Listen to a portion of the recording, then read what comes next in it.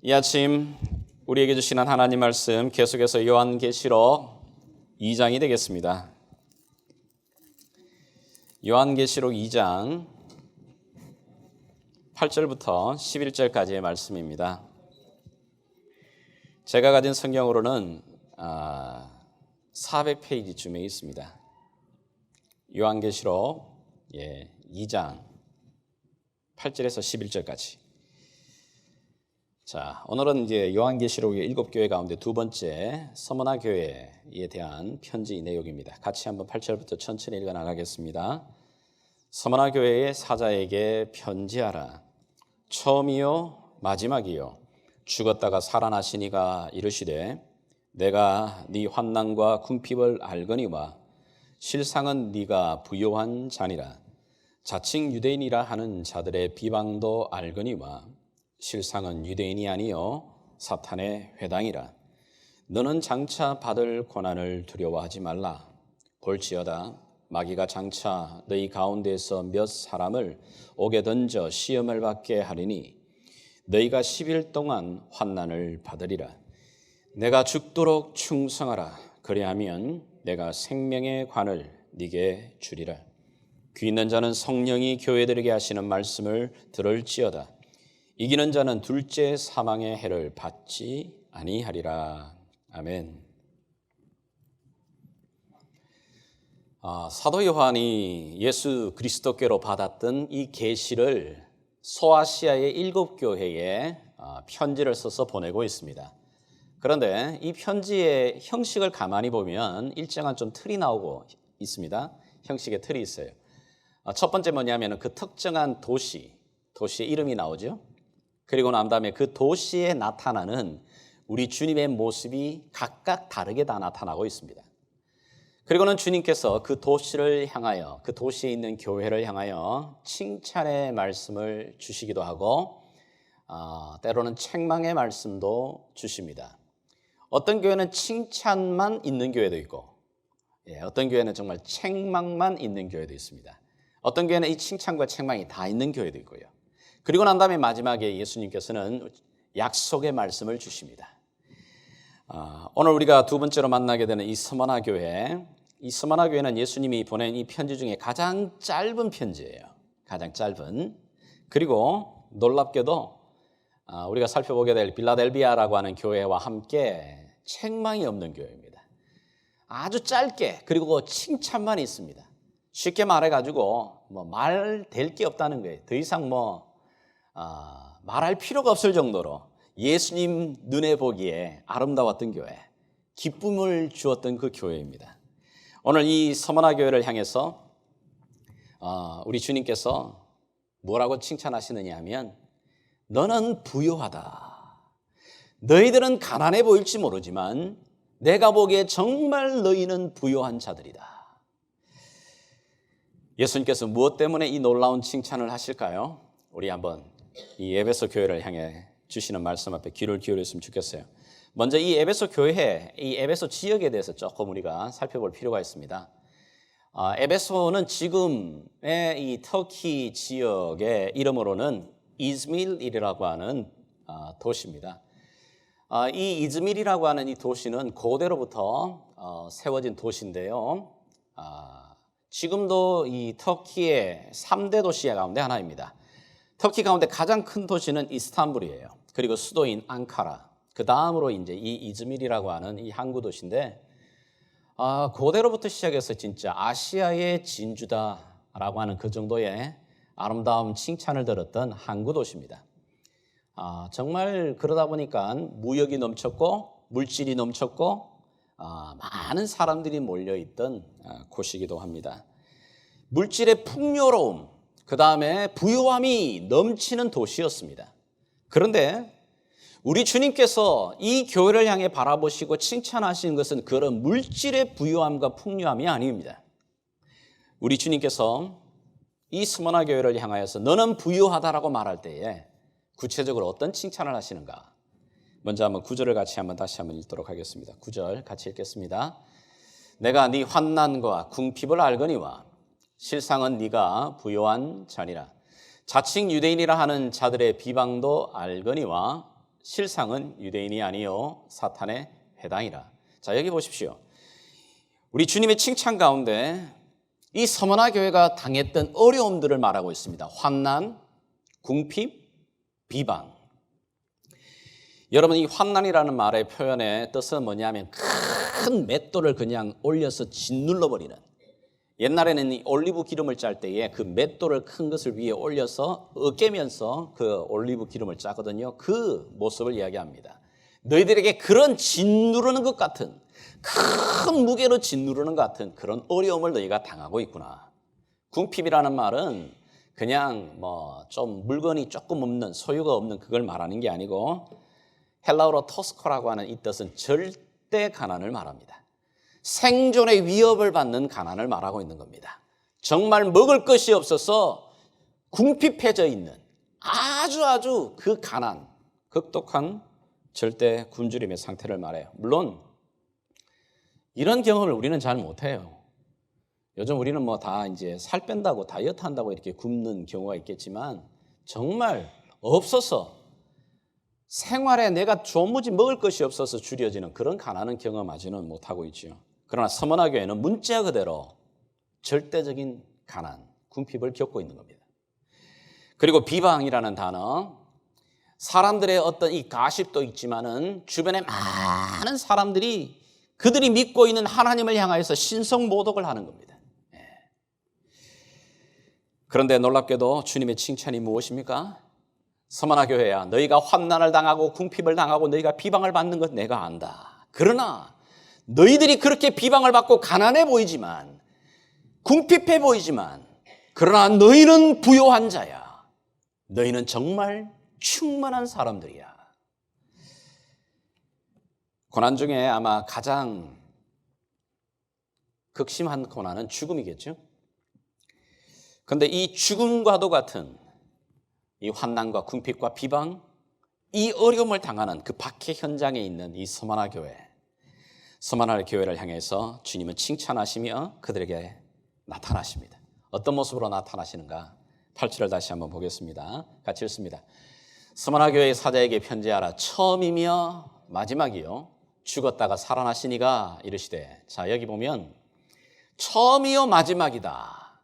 자, 이런 표현을 예수님이 좀 자주 쓰시는데, 언제 쓰시냐면 이미 벌써 요한계시록에 먼저 이 표현을 쓰셔요. 1장 8절을 보게 되면 예수님이 이렇게 말합니다. 나는 알파와 오메가라. 이제도 있었고 전에도 있었다. I am the Alpha and Omega, the beginning and end. 자, 이게 무슨 뜻인가? 이게 무슨 말이냐면, 아마 종이로서 제가 조금 설명을 좀 드리면 좋겠습니다. 여기 종이 한 장이 있습니다. 종이에 여기 시작이 있고 끝이 있습니다. 비기닝 파트가 있고 엔딩 파트가 있습니다. 그런데 여기 예수님이 말하는 것은 뭐냐면, 나는 알파와 오메가다. 나는 처음이요 마지막이다. 처음이면서도 마지막이다. 라는 말은 이 처음과 마지막이 같이 이어지는, 자, 그렇게 되면 어떻게 되는 거죠? 그럼요, 이터널이라는 말이에요. 계속해서 이어지는, 처음과 끝이 이어지게 되는 영원하신 하나님, everlasting Father, 영원하신 이터널 하신 그 영원하신 하나님, 그 하나님이, 그 하나님께서 그 모습으로 나타나셔서 뭐라고 말하시느냐 하면 죽었다가 살아나신 그분이라고 말해요. 예수님께서 십자가에 죽으시고 부활하신 그 몸을 이 서머나 교회에 보여주십니다. 왜일까요? 예수님은 지금 죽을 것 같은 이 고난과 핍박과 이 어려움 속에 있는 이 교회를 향해서 이 모습으로 나타나십니다. 얘들아, 내가 안다.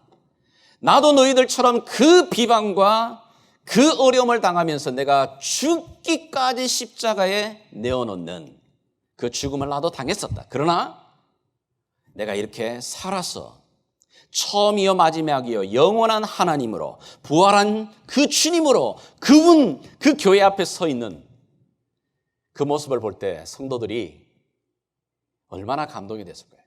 그렇구나, 주님이 우리의 이 환경을 아시는 거구나. 주님이 죽으셨지만 부활하신 것처럼 얘들아 너희도 얼마 있지 않으면 이 부활의 자리에 영광의 자리에 너희도 서게 될 거야. 그 모습 하나만 봐도 이미 이 교회의 성도들에게는 위로가 되는 거예요. 여러분 아무리 세상 가운데서 어려움과 시련을 받아도 우리가 살아가고 있는 이 세상을 성경은 뭐라고 말하냐면 사단의 회다. 사단이 지배하고 그럼요. 사단이 아직까지도 왕노릇하는 세상입니다. 그러하기에 이곳에서 끊임없이 하나님의 교회들을 향하여 박해가 주어집니다.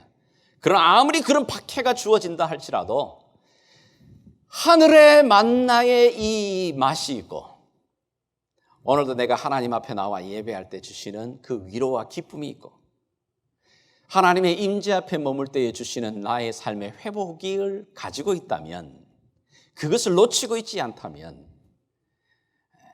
능히 그거 견뎌낼 수 있죠. 더군다나 예수님께서 나타나셔서 얘들아 알파와 오메가가 되시는 영원하신 주님이 부활하신 주님이 내가 너희들의 모습을 보고 있다. 만약에 그렇게 위로하신다면 얼마나 그 놀라움에 그 기쁨들이 충만할까요? 이 칭찬 후에 예수님께서 서머나 교회를 향하여서 권면의 말씀을 하십니다.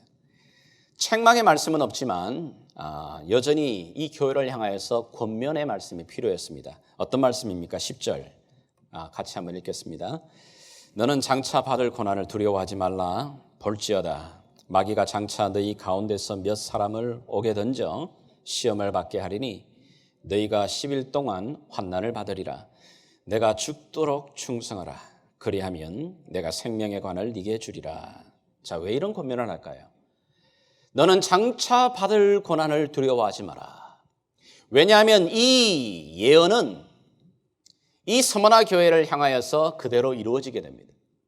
지금도 환난과 궁핍과 비방 가운데 있지만 그보다도 더 혹독한 그 고난이 앞으로 너희들에게 다가오게 될 건데 그 가운데 몇몇 사람들을 옥에 가두며 죽기까지 하는 그런 순교의 자리에까지 가는 고난이 너희들에게 오게 될 거다. 예수님의 이 예언은 이 서머나 교회에 그대로 이루어지게 됩니다. 서머나 교회가 있었던 이즈밀이라고 하는 교회 지역을 가시게 되면 지금도 폴리캅이라고 하는 이 서머나 교회의 감독, 목사님이었던 분을 기념하는 교회가 있어요.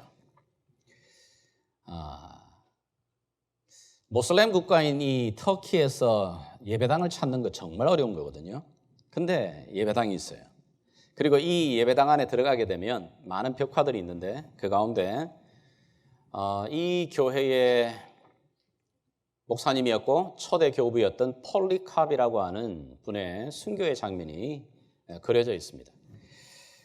이 폴리캅은 사도 요한의 제자였습니다. 사도 요한의 제자 이 폴리캅이 바로 이 서머나 교회의 리더였고 목사님이었습니다.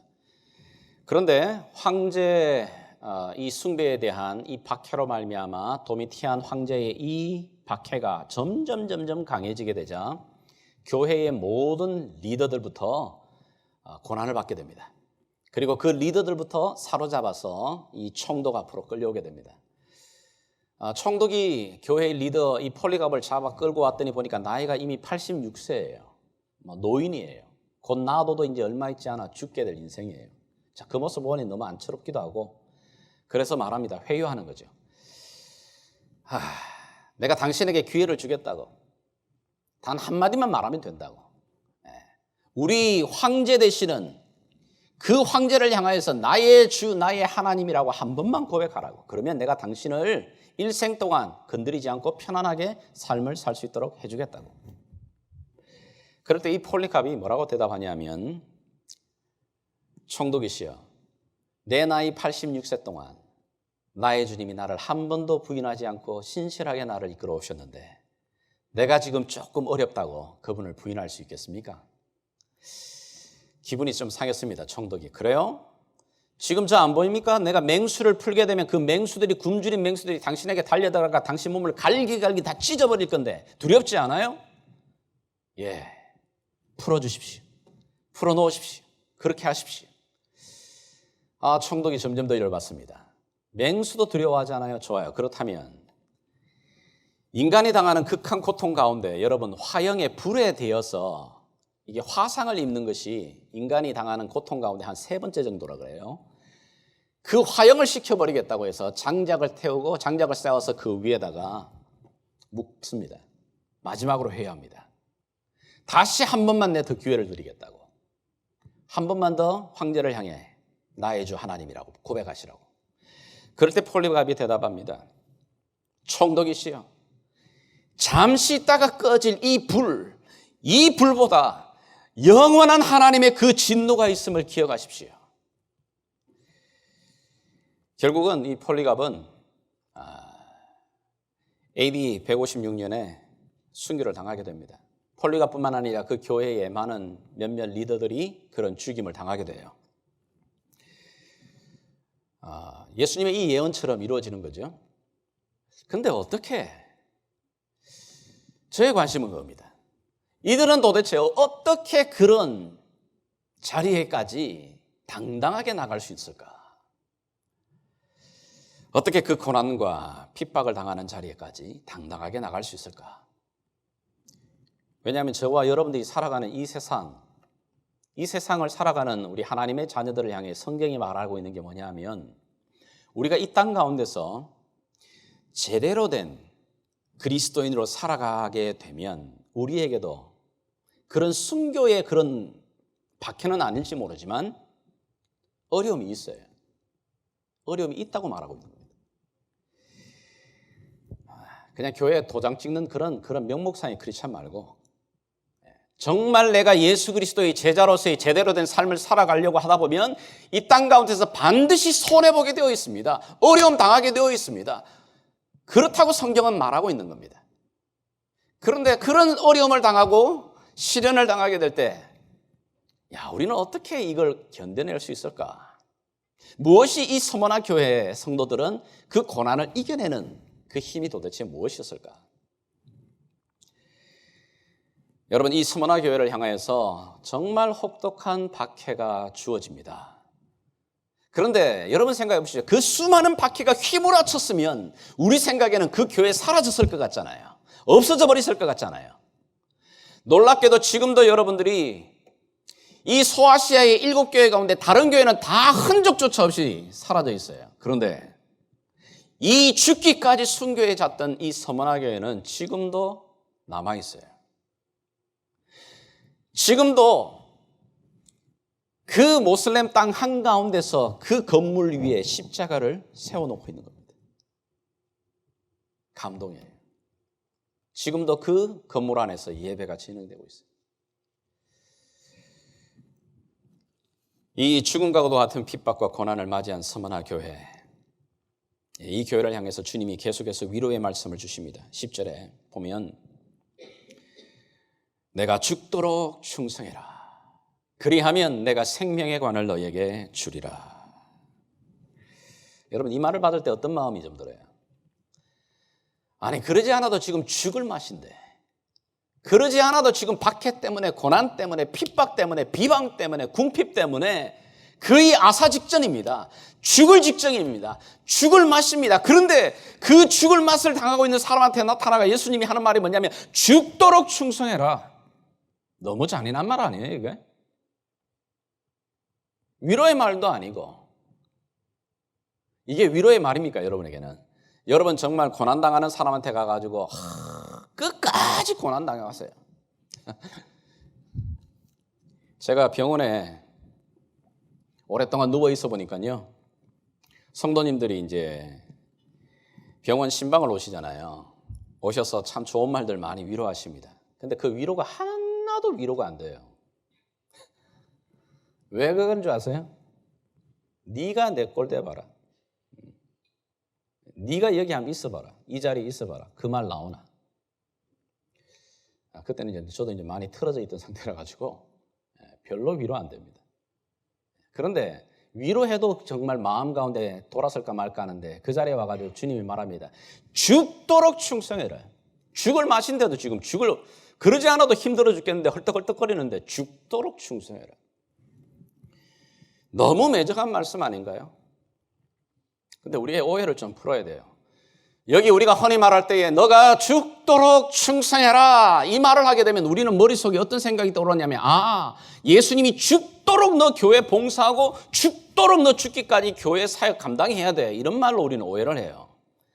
그런 뜻 아닙니다. 이 본문의 뜻은 너가 죽도록 충성하라는 말은 그런 뜻이 아니고 remain faithful 너의 그 신실함을 죽기까지 지켜내라고 말하고 있는 겁니다.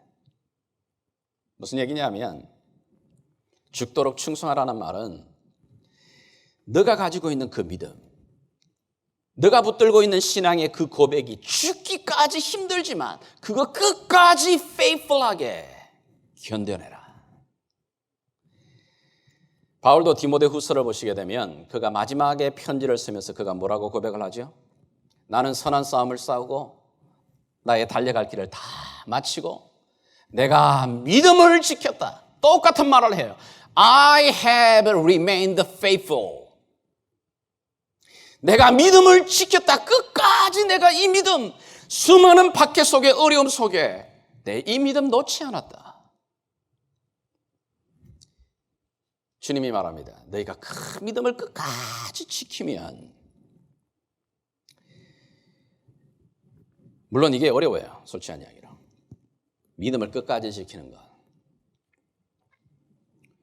우리 주변에도 그런 분들 많이 봅니다.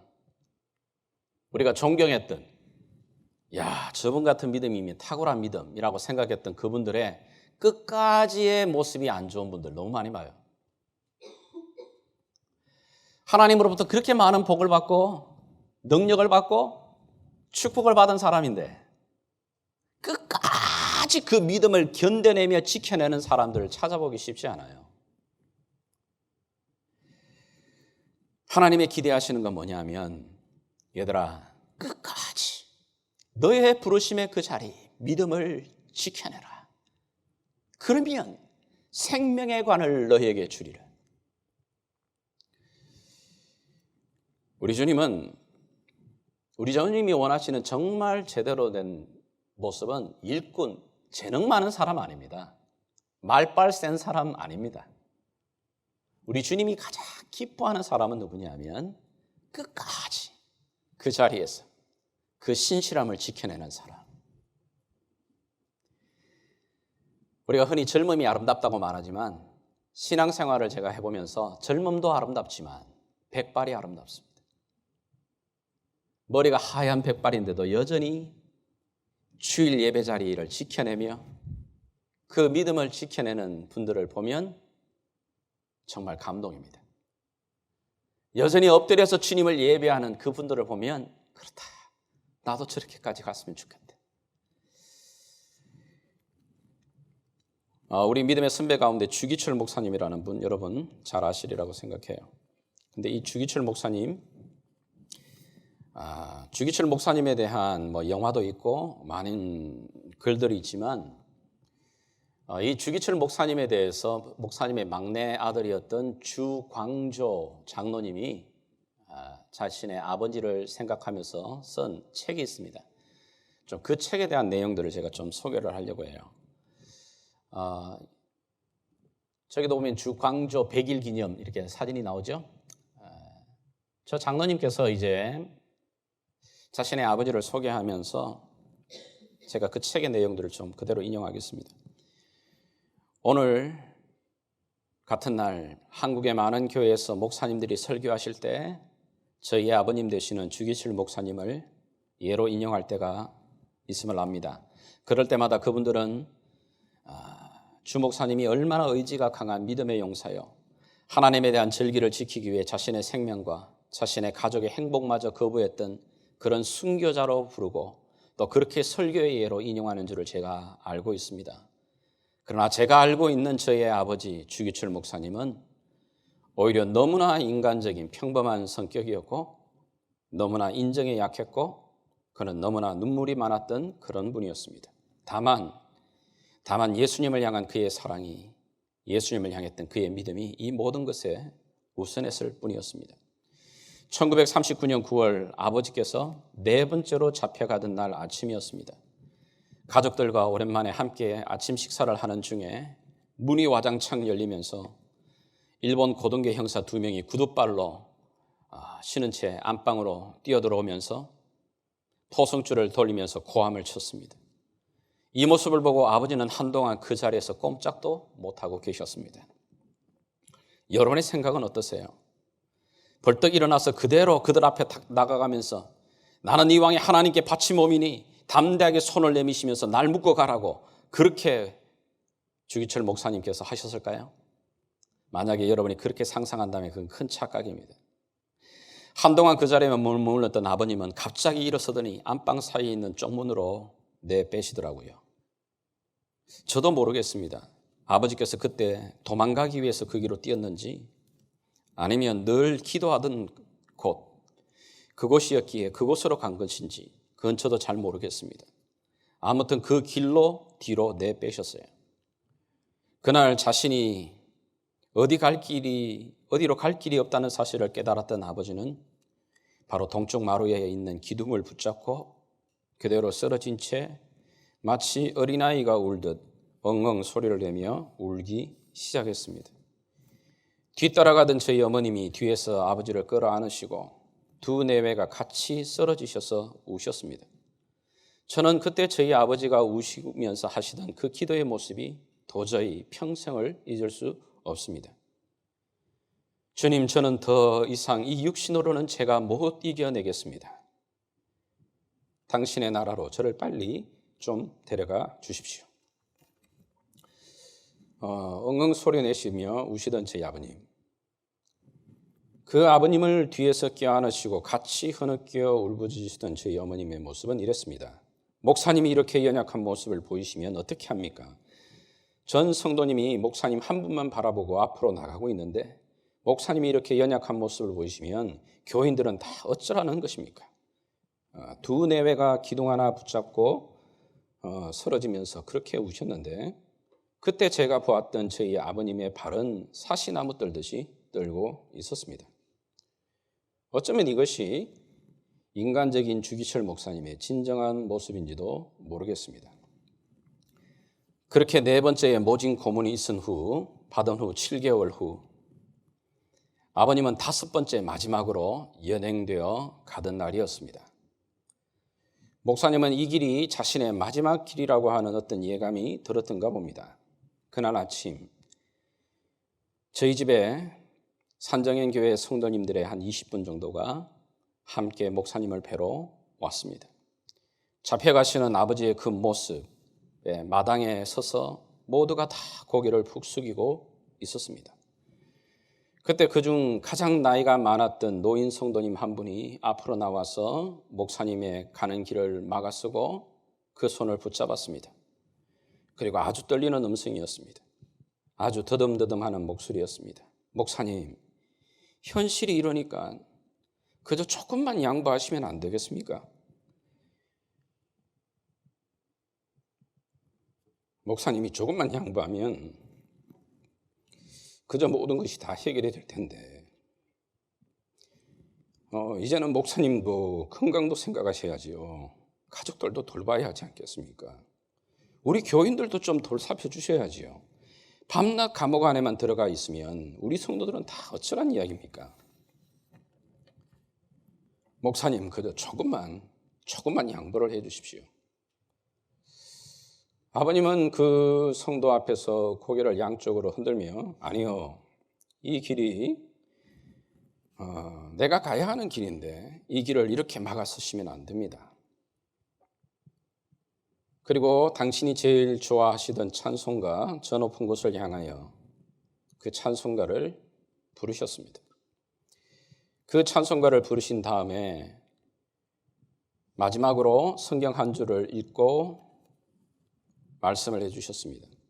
이때 이제 하셨던 말씀이 그 목사님의 마지막 설교예요. 마지막 설교가 비문으로 이렇게 기록으로 남겨져 있는 건데요. 그 내용은 그런 겁니다.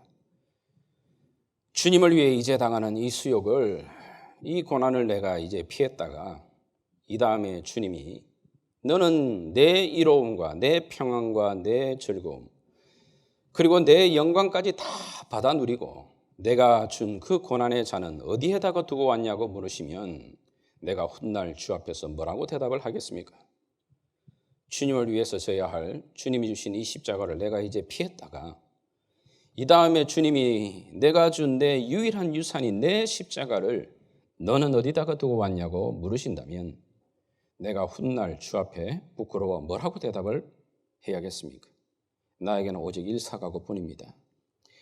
풀의 꽃과 같이 시들어 떨어지면 끝나버릴 이 목숨을 아끼다가 지옥에 떨어지면 그 안이 두렵습니까? 한 번 죽어 영원한 천국 누린다면 그 안이 또한 즐겁습니까? 이 주목사가 죽는다고 슬퍼들 하지 마십시오. 나는 내 주님 밖에 다른 신 앞에는 무릎을 꿇고는 살 수가 없습니다. 그렇게 1940년 여름 아버지는 마지막 5번째 잡혀가서 모진 고문을 받던 동안에 하나님 앞으로 부름을 받게 됩니다.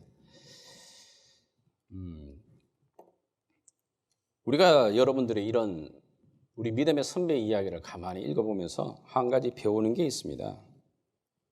이분들도 우리와 같은 똑같은 두려움을 알고 자식들 때문에 가족들의 걱정 때문에 힘들어하는 똑같은 사람들입니다. 그런데 어떻게 이 서머나교회 성도들과 우리의 믿음의 선배들은 끝까지 그 믿음을 지켜내는 그 힘이 뭘까? 오늘 여기 주님께서 서머나교회를 향하여서 너희가 끝까지 그 믿음을 지켜내면 두 가지 약속을 하십니다. 내가 생명의 관을 너희에게 주겠다. 그리고 두 번째 뭐라고 말하죠?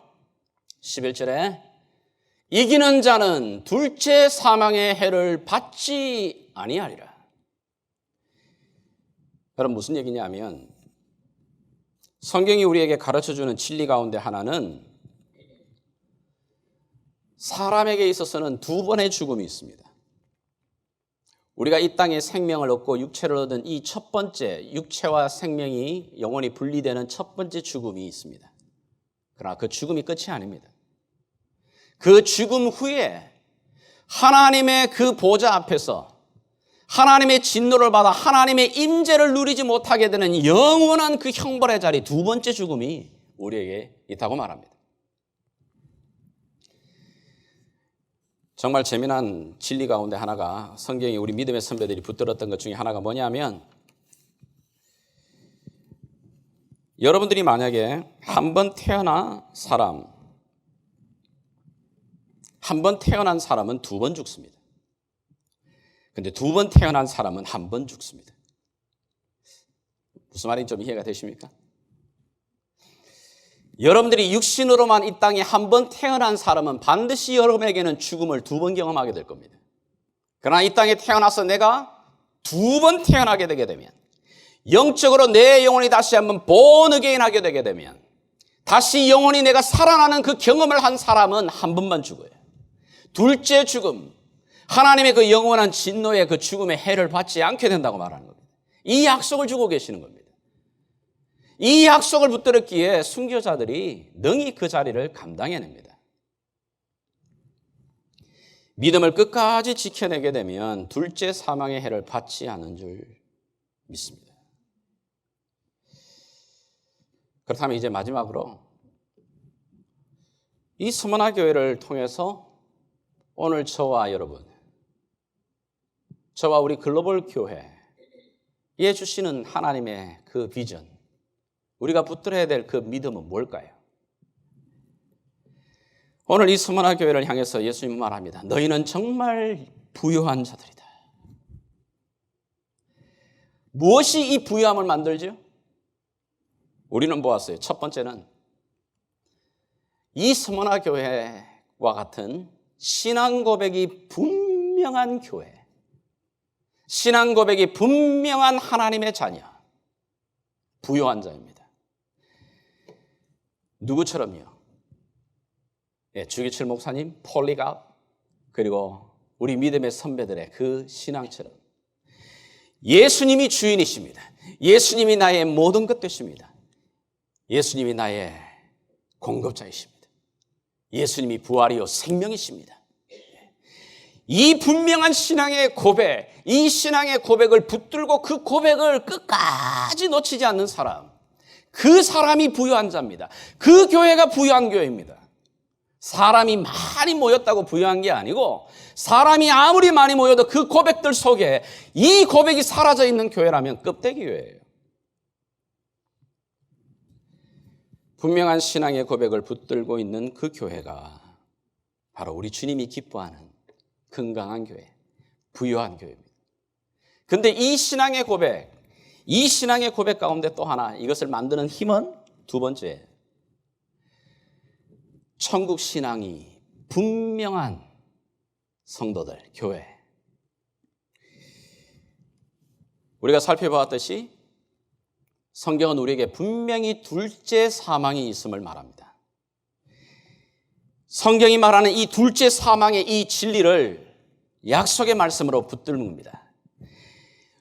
우리가 정말 두려워해야 해야 될 것은 이 땅 가운데서 호흡이 멈추는 그 죽음이 아니고 하나님의 그 보좌 앞에 서서 그 하나님의 영광의 임재가 제외돼 버린 영원한 죽음의 그 두 번째 죽음. 그걸 진짜 두려워할 줄 아는 사람. 그리고는 그 둘째 사망을 믿음의 눈으로 볼 줄 아는 사람.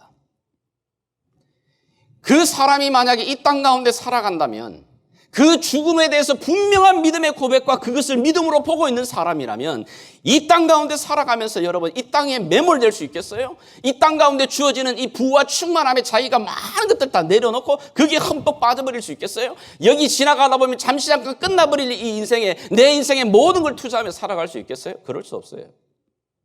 그 날이 보이는데 어떻게 이 날에 머물러 있어요? 근데 오늘날의 우리의 믿음의 모습은 그 날이 보이지 않기 때문에 이 날 안에 매몰라 버립니다. 이 날에 매몰려 되어서 이곳에서만 이 땅의 삶이 끝인 줄 알아버려요. 일반적으로 오늘날의 우리 현대 크리스찬들을 향해서 비판하는 많은 소리들 가운데 크게 두 가지. 하나는 예수 믿어도 예수 믿는 사람들 너무 기복적이야. 그 믿는다는 게 다 기복적인 신앙이에요. 그럼요. 미국이나 어느 나라든 다 번영을 추구합니다. 예수 믿는 사람도 예수 믿지 않는 사람처럼 세상 속에서 복을 추구하고 권력을 추구하고 물질을 추구하고 그게 나쁘다는 게 아니고 그것이 주인이 되어버리는. 또 하나는 뭐냐면 너희 크리스찬들의 믿음은 현실을 도피하는 신앙이에요. 현실에 일어나고 있는 이 모습들을 외면해버리는 신앙들. 그러나 오늘 우리가 이 성경 말씀을 보면서 배우는 건 뭐냐면 우리가 하늘나라에 대한 천국 신앙에 대한 이 분명한 믿음이 없기 때문에 기복신앙에 빠지는 거예요. 하나님의 그 날이 보여지지 않기 때문에 그 날을 믿지 않기 때문에 오늘 이 날에 그냥 매몰되어 살아가는 겁니다. 정말 천국을 믿는다면 하나님이 준비하신 그 상급, 하나님이 준비하신 그 영원한 그 면류관, 정말 그 하나님의 아버지 집이 있다는 것을 정말 믿는다면 이 땅에 잠시 잠깐 누리다가 사라지는 그것에 목숨 걸겠어요? 분명한 하나님의 그 아버지 집이 보여진다면 치사하게 하나님의 자녀들의 자존심을 무너뜨려가면서 손해보기 싫어가지고 아웅다웅거리면서 살아가는 그런 모습 보이겠어요?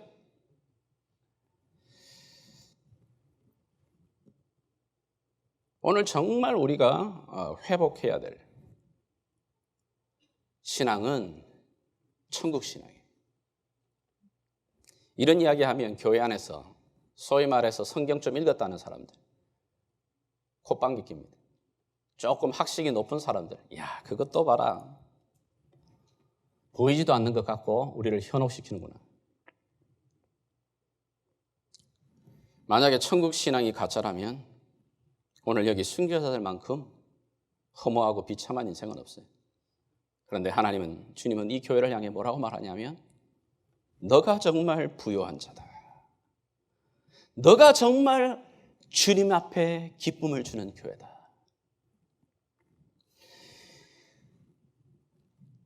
하나님 나라에 대한 이 천국 신앙을 분명하게 가지게 되면 이 땅 가운데서 당당하게 살아갑니다.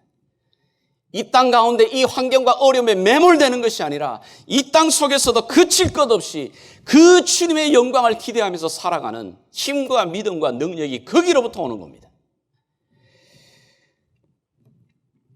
하나님이 기대하시고 하나님이 원하시는 부유한 교회, 건강한 교회는 영적인 이 부유함을 추구하는 교회, 신앙의 고백과 함께 분명히 하나님의 이 천국 신앙의 고백을 붙들며 살아가는 교회입니다. 이런 교회가 될 수 있도록, 글로벌 교회가 이런 믿음의 자리로 설 수 있도록 여러분들이 같이 함께 기도해 주십시오. 다시 한번 말씀을 붙들고 함께 기도하는 시간 갖도록 하겠습니다.